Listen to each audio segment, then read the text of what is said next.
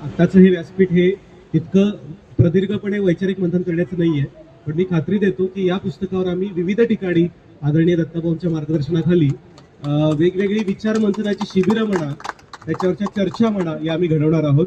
मी मान्यवरांना विनंती करतो की या दोन्ही पुस्तकांचं प्रकाशन आदरणीय उल्हासदादा पवार, आदरणीय गजाननभाई खातू यांनी करावं.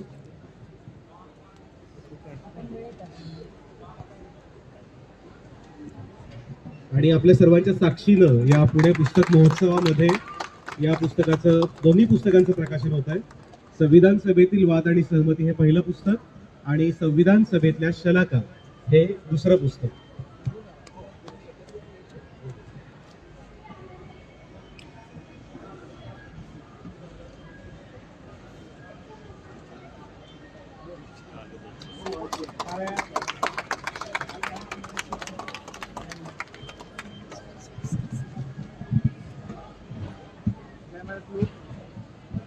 पुस्तक ही दोन्ही तयार झाली, त्याचं प्रकाशन झालं असं मी या ठिकाणी जाहीर करतो. आणि त्याबद्दल चेतन आणि अनिल तुमच्या दोघांचे मी मनापासून या ठिकाणी आभार मानतो.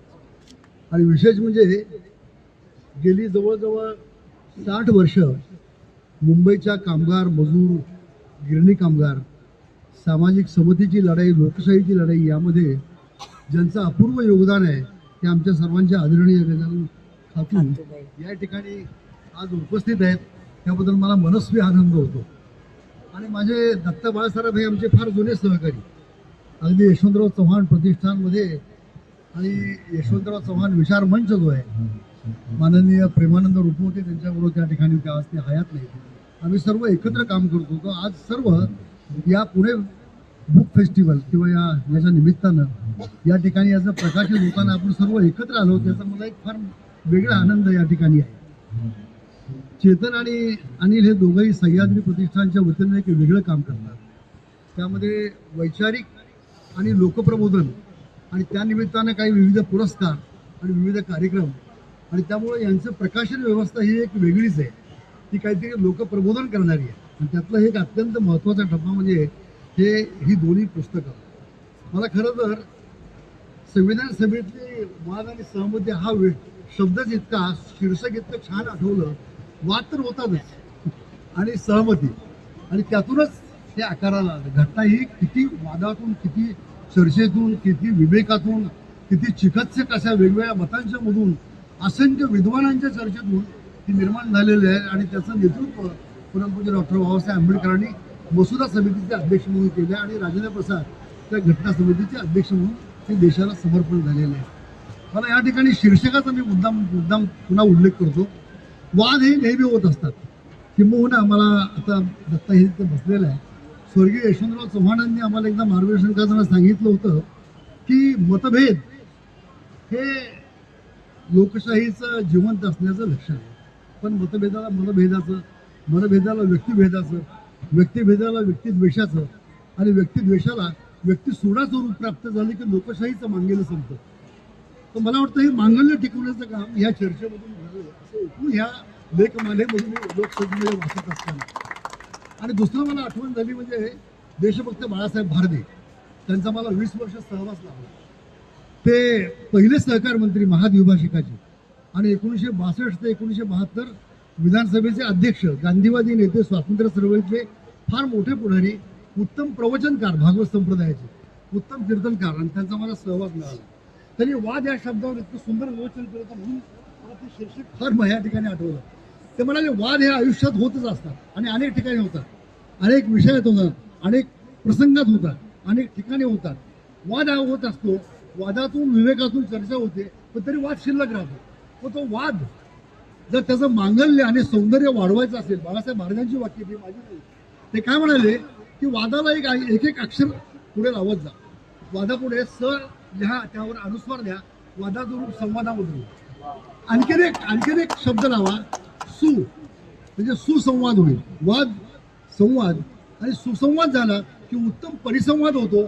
तो परिसंवाद म्हणजे हे सहमती, वादाची सहमती आहे, असं या शीर्षकाचं मी या ठिकाणी सांगतो.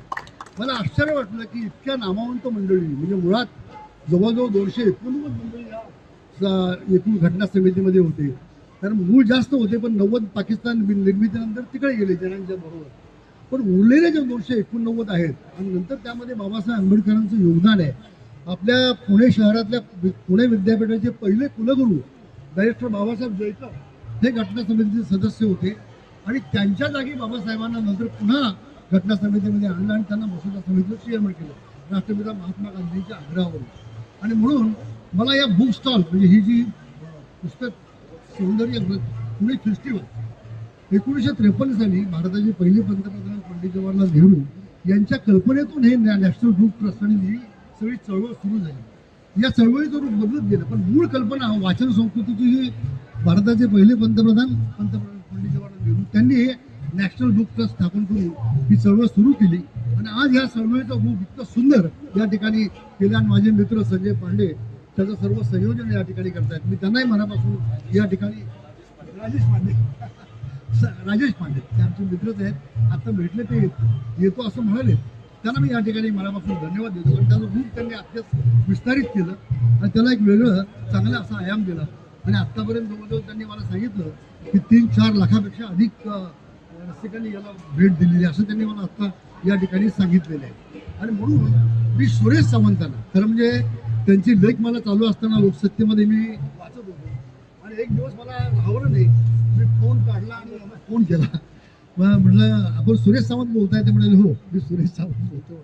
मी म्हटलं तुम्हाला मनस्वी मी तुम्हाला धन्यवाद देतो, तुमचं अभिनंदन करतो आणि तुमचं ऋण व्यक्त करतो असं मी यांना ते वाचल्यानंतर या ठिकाणी सांगितलं. कारण काय असतं, बऱ्याच ठिकाणी संविधानाची चर्चा होते, अनेक गोष्टींची चर्चा होती, पण त्यातली सखोल चिकित्सा आता ही काय त्यांच्या म्हणण्याप्रमाणे देखील सखोल नाही असं ते म्हणतायत. मी त्यांना आणखीन विनंती करेन हे विस्तारित करा, फार आवश्यक आहे. परंतु सखोल जरी नसली तरी प्रथमदर्शनी घटना आणि त्यामधलं योगदान हे फार सुंदर पद्धतीने या ठिकाणी त्यांनी मांडलेले आहे. कित्येक गोष्टीवर वाद झाला, म्हणजे धर्मनिरपेक्षता या शब्दावर वाद झाला, सर्व समान संविधान समान कायदा याच्यावर चर्चा उत्तम झालेली आहे. आणि त्या चर्चेमध्ये किती नामवंतांनी किती विद्वानांनी या ठिकाणचं योगदान दिलेलं आहे. त्यातले काही त्यावेळी संस्थानं अस्तित्वात होती, त्या संस्थानांचे प्रतिनिधी म्हणूनही त्यांनी काही ठिकाणी. आता साधी गोष्ट आहे, दारूबंदी या विषयावर डायरेक्टर बाळासाहेब खर्डेकर यांनी विरोध केलाय की दारूबंदी नसावी म्हणाले. असं ते डायरेक्टर बाबासाहेब खर्डेकर उत्तम इंग्रजीचे प्रोफेसर होते, उत्तम घटना अभ्यासक होते आणि राजर्षी शाहू महाराजांचे पट निकटवर्ती होते. त्यांनी एकट्याने या मुद्द्यावर बाकी सर्वांचं एकमत झालं. खर्डेकर म्हणाले दारूबंदी असू नये, हा व्यक्ती स्वातंत्र्याचा भाग वगैरे इतकं सुंदर पद्धतीने मांडले. मला ते बारकावे वाचलं, ते बारकावे वाचत असताना खूप मोठी गंमत मला या ठिकाणी वाटली. धर्मनिरपेक्षता याच्यावर अनेकांनी आपली मतं मांडली, अत्यंत विद्वानांनी मांडली आणि त्यातून प्रिअम्बलमध्ये किंवा पहिल्यांदा याच्यामध्ये यादीमध्ये त्याचा उल्लेख केलेला आहे. नंतर कायद्याचा हा भाग आणखी वेगळा आहे, पण ती कशी असावी, त्याचं रूप कसं असावं, त्यानंतर ईश्वरात साक्ष ठेवून शपथ घेतो की किंवा गांभीर्याने घेतो याच्यावर खूप वाद झालाय. खूप छान. आणि त्या प्रत्येकाचं विवेचन प्रत्येकाने वेगवेगळ्या पद्धतीने केलेलं आहे. मला ते इतकं आवडलं की सगळी विद्वान मंडळी आहेत, कारण नतमस्तक व्हावं अशी विद्वान मंडळी आहे, त्या प्रत्येकाने आपापलं मत त्या ठिकाणी मांडलेलं आहे. आणि मग बाबासाहेबांनी त्या सर्वांची चर्चा करून पहिल्यांदा ईश्वरा शपथ, नंतर मग गांभीर्याने आणि दुसऱ्या ठिकाणी गांभीर्याने आणि नंतर ईश्वरा शपथ असं प्रत्येकाने त्या ठिकाणी मांडलेलं आहे. म्हणजे आपल्याला आश्चर्य वाटेल की मौलाना म्हणजे हसरत मोहानी हे अत्यंत विद्वानग्रस्त होते आणि उत्तम शायर होते. चुपके चुपके रात दिन आसू बहाना ही त्यांची गझल आहे.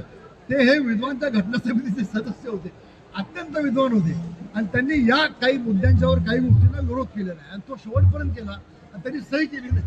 घटना समितीचे एकमेव सदस्य असे होते की त्यांनी सही केली नाही. तर उत्तम शायर आणि अतिशय उत्तम असा लोकशाहीचं दार असलेला असं इतकं छान बारकावे या सगळ्या याच्यामध्ये वाद आणि विवादामध्ये त्यांनी घातलेले आहेत. दुसरं जे पुस्तक खरं म्हणजे आता याच्यावर फार विस्ताराने बोलत नाही, कारण हे स्थान नाही आहे. आपण पुस्तक बघायला आलेलं आहात, माझं ऐकायला नाही याची मला जाणीव आहे.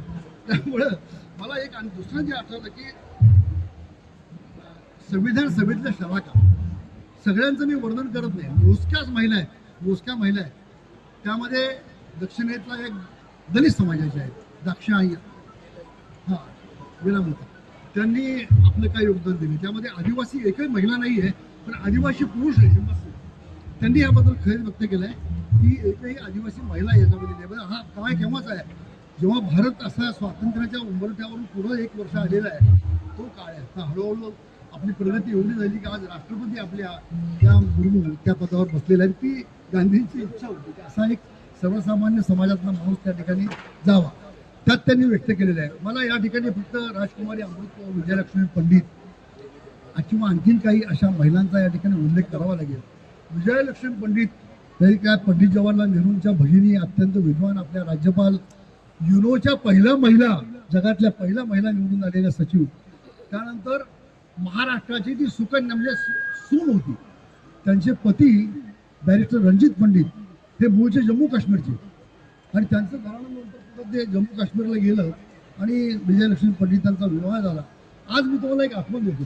1962 साली या विजयलक्ष्मी पंडित यांची मुलगी शारदा मुखर्जी, आता त्यांचं नाव आहे आपल्याला कोणाला आठवत नाही, या शारदा मुखर्जी या रत्नागिरीमधून, कोकणामधून काँग्रेसच्या पक्षात लोकसभेच्या खासदार झालेल्या आहेत. हो, माझ्याकडे ती कात्रण आहे. म्हणजे शाळेत असताना मला ती कात्रण ठेवायची सवय होती. आज मी सांगितलं, मी खोटं सांगत नाही, 2-3 मोठ्या माणसांना खरंच वाटलं नाही. मी त्यांना दाखवलं विजयलक्ष्मी पंडितांची कन्या शारदा मुखर्जी. शारदा मुखर्जी म्हणजे कोण? एअर चीफ मार्शल मुखर्जी होते भारताचे आपल्या, आणि त्यांचं निधन जपानमध्ये जेवण करताना माशाचा हळूक घशामध्ये अडकून त्यांचा मृत्यू झालेला आहे. एअर चीफ मार्शल मुखर्जी, त्यांची ही पत्नी विजयलक्ष्मी पंडितांची मुलगी, आणि विजयलक्ष्मी पंडित ही महाराष्ट्राची सून. इतकं नातं आहे म्हणून मला या ठिकाणी आपण मांडलं. त्या राज्यपाल होत्या वगैरे वगैरे, त्यांची पदं सोडून द्या, पण त्यांचं योगदान, अत्यंत विद्वान ही माणसं आहेत सगळी. राजकुमारी अमृतो या कपूरथळ्याच्या राजकन्या, की मला आश्चर्य वाटतं. त्यांची आई ही ख्रिश्चन होती, by birth she was Christian, पण त्यांचे वडील हे ख्रिश्चन धर्माशी लग्न केलं म्हणून राजगादी सोडली त्यांनी. मग त्याचा म्हणजे त्याचा एक कृतज्ञता म्हणून ब्रिटिश गव्हर्नमेंटने त्यांना लखनौ मधला एक प्रदेश त्याचं व्यवस्थापन केलं, आणि मग कपूरथळा पॅलेस त्यांनी लखनौमध्ये बांधला.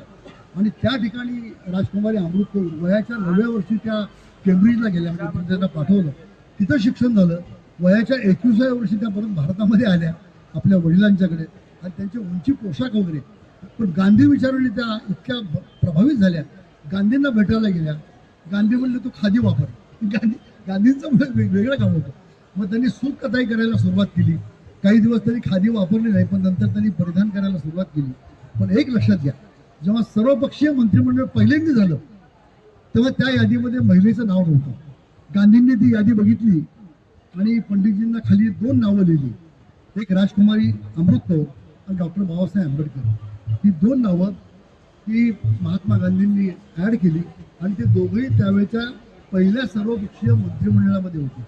हे इतकं योगदान, इतक्या महिलांचं योगदान आहे त्यामध्ये, सगळ्या प्रदेशातल्या आहेत. म्हणजे वैचारिक, सांस्कृतिक, भाषिक त्या सगळ्यांचा, म्हणजे आपल्याला हिंदी भाषा सक्तीची आता आपण चर्चा करतो ना, त्याची चर्चा त्यावेळी झालेली आहे. म्हणजे राष्ट्रभाषा, जोड भाषा, भारत भाषा, या अनेक भाषा शिकाव्यात. आपल्याला आश्चर्य वाटेल, त्यावेळी दक्षिणेतल्या काही मंडळींनी आणि बंगालच्या मंडळींनी या भाषेला विरोध केलेला आहे. त्यामध्ये शारदा म्हणजे श्यामाप्रसाद मुखर्जी यांनी आग्रही भूमिका घेतली की हे आमच्यावर आक्रमण आहे. म्हणजे बंगाली भाषेची अस्मिता, म्हणजे हा मुद्दा कसा मी मानतोय की दक्षिणेतल्या लोकांनी केलीच केली, पण बंगालमधल्या माणसाने सुद्धा केली नाही. आणि मग सहमती दर्शवून कशी हिंदी भाषा असावी, त्याच्यावर 15 वर्ष इंग्रजी असावी, आणि स्वातंत्र्यानंतर 15 वर्षांनी इंग्रजीचं महत्त्व कमी व्हावं, अशी ती कल्पना आहे सदस्यांची. आता दुर्दैवाने ते काही आपल्याकडे झालेलं नाहीये, कारण आपण वेगळ्याच कल्पनेत गेलो की इंग्रजी शिकल्याशिवाय आपलं कल्याण होणार नाही, असं एक आपली भावना होती. रशिया, चीन, फ्रान्स यांचं काही बिघडलं नाही, पण आपलं बिघडलं, त्यामुळे आपण त्याच्या आहारी गेलो. ठीक आहे, तो काळाचा महिमा योग आहे. पण या सगळ्या बारकाव्यांचं वर्णन त्यांच्या या पुस्तकाच्या माध्यमातून, इतके छोटेखानी पुस्तक आहेत की तुम्हाला वाचायला फार अवजड जाणार नाही. म्हणजे मोठे ग्रंथ वाचायला वगैरे थोडंसं आपल्याला कधी कधी असं वाटतं की आपण कसं वाचणार. हे कुठेही प्रवासामध्ये याच्यामध्ये आपल्याला अतिशय सहजपणे वाचता येईल, आणि हे अत्यंत आवश्यक आहे. म्हणजे संपूर्ण घटनेचा अभ्यास करताना तुम्हाला कदाचित तो अवघड वाटेल, पण त्या दृष्टीनं ही छोटीखानी पुस्तकं तुम्हाला वाचली तर विशेषतः नवीन पिढीला ताबडतोब हे समजण्याची शक्यता आहे. मी सुरेश सावंत तुमचं मनापासून या ठिकाणी धन्यवाद देतो. तुम्ही प्रकाशन केलं त्याबद्दल तुमचं आभार मानतो, आणि माझं मनोगत त्या ठिकाणी थांबतो. भाई, आपण काही शुभेच्छा थोडक्यात द्याव्यात आणि मग आपण थांबूया. सुरेश सावंत आणि प्रकाशक त्यांचं मी मनापासून धन्यवाद देतो की त्यांनी हे अतिशय महत्त्वाचं काम केलं. आता इतकं सुंदर भाषण ऐकल्यानंतर, विचार ऐकल्यानंतर अधिक काही बोलण्याचं काय. फक्त मला एवढंच वाटतं की जशी ही पुस्तकं सांगितली ही छोटे खाणी आहेत. मी म्हटलं की रॅपिड रीडर्स आहेत. हां, आजच्या आणि हां, तर ते रॅपिड रीडर सारखं आहे. पण तुम्ही ती एंट्री करा. मला असं वाटतं ही सुरेश सावंतांनी दिलेली पुस्तकं ही संविधानाच्या इमारतीची दाराची खिडकी आहे. तिथून तुम्ही आत जा आणि मग तुम्ही शोधा तुम्हाला काय शोधायचं. मला खरं आता असं वाटत होतं की आपण आता संविधान फेस्टिवल करूया. हां, कारण की हे फेस्टिवल करण्याची गोष्ट आहे, ही सेलिब्रेट करण्याची गोष्ट आहे आणि ती आपण विसरलो. ते करण्याचं काम आपल्याला जरूर केलं पाहिजे. या संविधानाच्या या पुस्तकाच्या निमित्ताने मला तर याच्यात एक यांचं जे नाही मी बोलतो सावंतांनी जे पहिलं एक पुस्तक लिहिलेलं आहे की संविधान सभेचे सदस्य त्याचे 100 लोकांचं केलेलं आहे. त्याची प्रस्तावना तुम्ही आवर्जून वाचा. म्हणजे आपल्याला आपलीच लाज वाटेल भारतीय. कारण त्या सदस्य जे सगळे होते त्या सगळ्यांची माहिती मध्यवर्ती सरकारच्या आर्काइव्हमध्ये पण नाहीये. एवढं दुर्दैव आहे. आपल्याला ही आपली जबाबदारी आहे. आपण नुसतं सरकारकडे हात दाखवून चालणार नाही. आपण आपली कामं सोडली ना म्हणून सरकार माजोरी होत गेली. आपल्याला आपली कामं आपणही करायला पाहिजे. पूर्वी लोकांनी केली की आपण त्यांचे मोठे गुणगान गातो आणि आपण काही करत नाही. मला असं वाटतं की अधुरं काम केलं पाहिजे. त्याच्यामध्ये 5-6 लोक महाराष्ट्राचे आहेत. त्यांनी फार चांगलं ते मगाशी तुम्ही दक्षिणेच्या यांचं सांगितलं ना की त्या जसं आपले याचे कोल्हापूरचे रत्नाप्पा कुंभार. आता रत्नाप्पा कुंभारांचं आहे हे पण त्यांची सही आहे पण तरी त्यांचं नाव नाहीये आठव्यामध्ये. आता रत्नाप्पा कुंभारांची 3री-4थी पिढी आहे.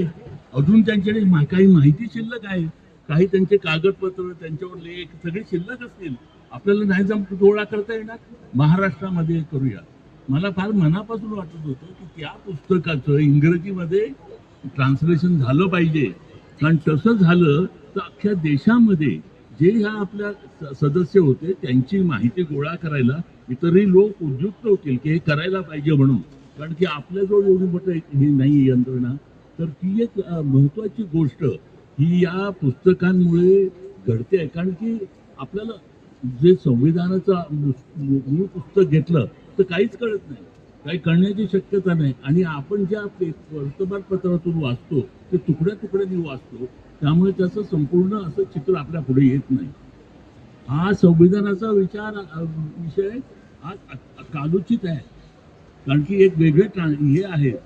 एक इंडियन एक्सप्रेसचे संपादक असे म्हणून ना ते कोणाचं नाव सांगितलं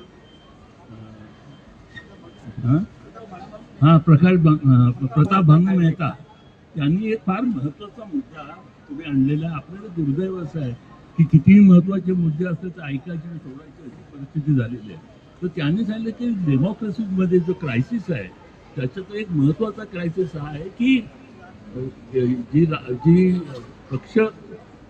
पक्षाची किंवा राजकीय पट आहे तो ते आपलं एक्सपान्शन करू बघतात. ते स्पेस घेऊ बघतात नवी की जे त्यांना घटनेने दिलेली नाही त्याच्यावर ते आक्रमण करतायत. तर ह्यामुळे आज आपल्याला आपल्या देशामध्ये एका बाजूला राजकीय पक्षांचं असलेली स्पेस आणि घटना यांच्यात एक संघर्ष चालू आहे. पण हा संघर्ष आपल्याला कुठे कळतोय, आपल्याला कुठे जाणवतोय. आणि म्हणून आपल्याला नकळत घटनेची चौकट शिल्लक राहील आणि त्याच्यातला कंटेंट आहे तो निघून जाईल हे आपल्याला कळणारही नाही. पण तो आपल्याला कळला असला तर त्याच्यासाठी मग आपण प्रेरित होऊ शकतो ना. नाहीतर आपण लढायचं कशासाठी हेही आपल्याला माहिती नाही. पण मला असं वाटतं की हे फार महत्वाची अशी घटना आहे, महत्वाचे असे भाग आहे. आणि सुरेश सावंतांनी याच्यासाठी एक व्यक्ती की जी काही संशोधक म्हणून नाही आहे किंवा की तशा प्रकारचं त्याला आर्थिक पाठबळ नाही आहे की यंत्रणा नाही आहे, अशा वेळेला अशा प्रकारची कामं करणं हे फार महत्वाचं अशी गोष्ट आहे. तेव्हा मी त्यांचं पुन्हा एकदा मनापासून अभिनंदन करतो.